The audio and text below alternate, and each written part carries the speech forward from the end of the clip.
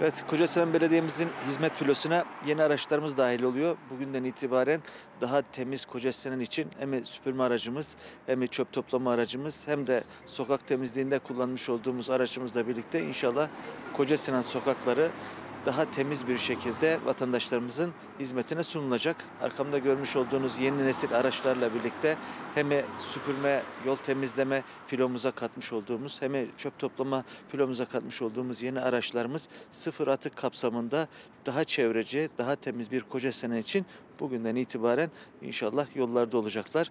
Bütün çalışmalarımız, bütün gayretimiz hemşehrilerimize daha güzel bir Kocasinan'da yaşamalarını sağlamak için. İnşallah sağlıkla, sıhhatle, kazasız belasız kullanılmasını diliyorum araçlarımızın. Bütün şehrimize, Kocasinan'ımıza hayırlı olsun. Bu vesileyle bu araçların Kayserimizde, Kocasinan'ımızda olmasında katkılarından dolayı başta Çevre Şehircilik Bakanımız olmak üzere bütün Çevre Şehircilik Bakanlığı'na da teşekkür ediyorum.